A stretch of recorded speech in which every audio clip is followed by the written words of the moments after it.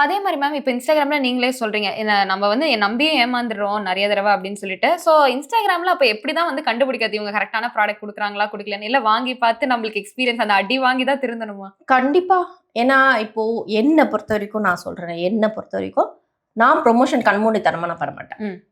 So வந்துச்சுன்னா, fact நான் சொல்லிட்டு போயிட்டே இருப்பேன். ஏன்னா, நான் வந்து பேமெண்ட் வாங்க போறது கிடையாது. கண்டிப்பா. அந்த குவாலிட்டி என்னவோ அது ஃபேக்ட் நான் சொல்லிடுவேன். அது குடுத்தவங்க கோச்சிக்கிட்டாலும் பரவால்ல, கோச்சிக்காம இருந்தாலும் பரவால்ல. சில பேர் என்ன சொல்லுவாங்க, ஒரு தடவ வாஷ் பண்ணி நீங்க ப்ரமோஷன் பண்ணி தாங்கன்னு தான் சொல்லுவாங்க. அவ்ளோ கான்ஃபிடென்ட் இருக்கும் அவங்க குவாலிட்டில. நம்ம மக்கள் வந்து விளம்பரத்துக்கு தான் நம்ம மயங்குறோம் இல்லையா? கண்டிப்பா. விளம்பரம் இருந்தா மட்டும் தான். நல்லா வந்து இந்த இந்த என்ன சாரி? லைக் ஏதோ ஒரு கண்ட்ராவி சாரி நான் வெளிய போட்டிருக்கேன். இப்போ ரீசென்ட் டைம் வாங்குனது. அது வெளிய கிடக்குது.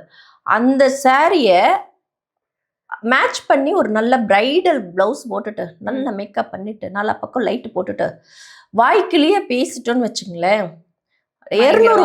200 புடவைய ரூ. 800 ரூ. 1000 ரூ. 1200 விக்கலாம்.